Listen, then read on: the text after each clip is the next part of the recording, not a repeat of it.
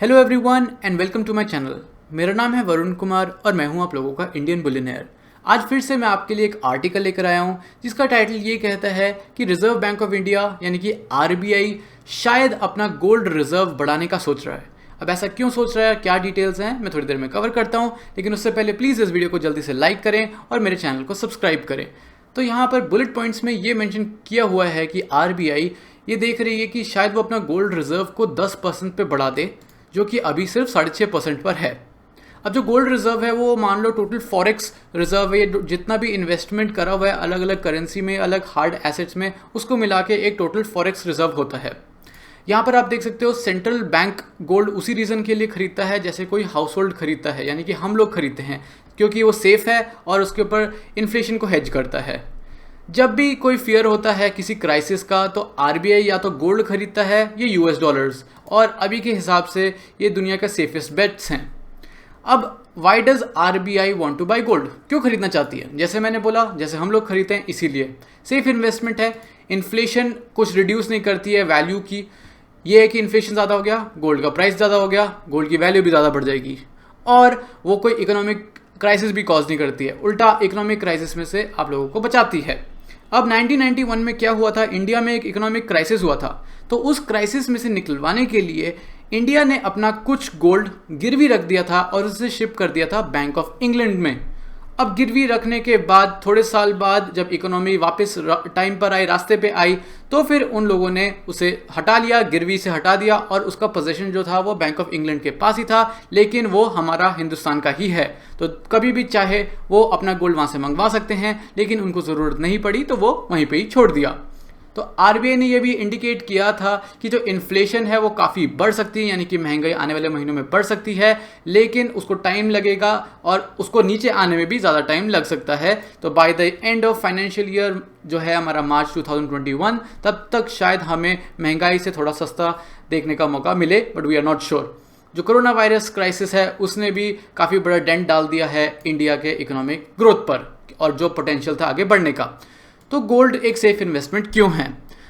इस टाइम पर काफ़ी लोग हैं जो गोल्ड होल्ड करके रख रहे हैं क्योंकि इन्फ्लेशन से हमें बचाता है। चाइना जो है बहुत टाइम से अपना गोल्ड रिजर्व को बढ़ाता जा रहा है। जब भी कोई डर लगता है कि शायद कोई क्राइसिस हो जाएगा तो आरबीआई गोल्ड या डॉलर में उससे अपना पैसा लगा देता है और वहाँ पर सेफ रहता है। इंडिया के पास 538 बिलियन डॉलर्स के ऊपर यूएस डॉलर में है करेंसी, और आरबीआई ये फील करता है कि वो उसके लिए इनफ एंड द किटी, यानी कि उसके रिजर्व में अगर कुछ गलत होता है मान लो यूएस में, तो उससे क्या हो सकता है कि डॉलर वीक हो सकता है। तो इसका ये भी मतलब हो सकता है कि जो फॉरेक्स यानी कि फॉरेन एक्सचेंज रिजर्व है जिसमें उसमें डॉलर्स रखे हुए हैं उसकी वैल्यू भी कम हो जाएगी। जैसे कि अगर मान लो 100 टन है रिजर्व आरबीआई में गोल्ड, तो उसकी वैल्यू अभी कुछ है, मान लो 6 महीने में गोल्ड का प्राइस कम हो जाता है, सिमिलरली जो गोल्ड है उसकी भी वैल्यू उनके वॉल्ट्स में कम हो जाएगी। अब ये सवाल है, क्या ये एक साइन है कि जो अभी क्राइसिस से इससे आगे और मुश्किलें मिलेंगी? तो आरबीआई ने एक प्रिकॉशनरी मूव के लिए अप्लाई करा है क्योंकि चांसेस हैं मे बी इन्फ्लेशन काफ़ी ज़्यादा एक्सप्लोड कर जाए, जैसे यहाँ मेंशन्ड है। हेडलाइन इन्फ्लेशन जो है वो रिमेन कर सकती है सितंबर तक, बट ऐसा कह रहे हैं कि ये जो है थोड़ा कम हो जाए by March, by half of the financial year and तक, यानी कि मार्च वाले टाइम तक, यानी कि 2020 के एंड से लेके 2021 के स्टार्टिंग में। और ये कहा गया है कि आरबीआई के लेटेस्ट मॉनेटरी पॉलिसी रिव्यू में। अब ये क्या होता है हमें एग्जैक्टली नहीं पता है कि आगे होना क्या वाला है, लेकिन आपके सामने मैं लेकर आया हूँ ये reserve bank account, the reserve banks account for 2018 and 2019। ये एक रिपोर्ट है जो एनुअली निकलती है। इसमें मैं आप लोगों को एक चीज़ बताना चाहता हूँ। ये जो है एक टेबल है जिसमें फिजिकल होल्डिंग है गोल्ड का, कि कितना फिजिकल गोल्ड है इंडिया के पास।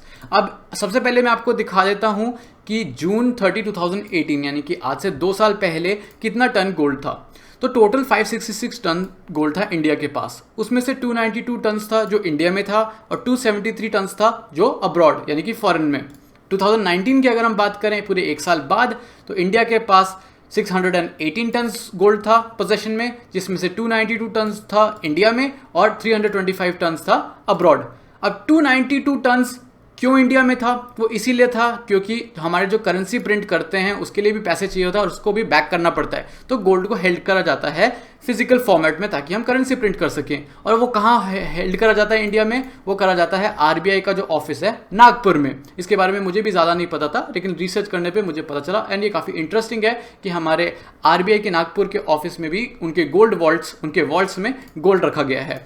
और बाकी सारा अब्रॉड क्यों रखा गया है? अब वो इसलिए रखा गया है क्योंकि बैंकिंग डिपार्टमेंट का एक एसेट है। जब भी कोई प्रॉब्लम होती है, अब जैसे इकोनॉमिक क्राइसिस में हमें गोल्ड बेचने की ज़रूरत पड़ेगी, तो वो फॉरेन किसी कंट्री में रख देंगे। मान लो कि यूके में रख दिया, तो लंदन के वहाँ पर जो एक्सचेंज है वो काफ़ी पॉपुलर है, वहाँ पर ट्रेडिंग काफ़ी ईजिली हो जाती है। एज अपोज टू अगर हम इंडिया में सारा रखें और हमें उसे बेचना पड़े, तो हमें फॉरेन शिप करना पड़ेगा, टाइम लग सकता है, पैसे लग सकते हैं, काफ़ी सारी इन्वॉल्व होती हैं चीज़ें। तो उसको एलिमिनेट करने के लिए एक तरीके से क्या होता है, मान लो आरबीआई ने सेट करा कि इतना टन सोना हमें बेचना है, बिकॉज हमें इकोनॉमी से के थ्रू निकलना है ठीक से। तो फिर क्या होगा, वहाँ पे सिर्फ बुक्स में जो उसका ओनर है उसका नाम स्विच हो जाएगा, यहाँ पर एक बायर सेलर का कॉन्ट्रैक्ट हो जाएगा, और काफ़ी सिंपल है as compared to shipping it above plane में या शिप में, जैसे भी शिप होता है।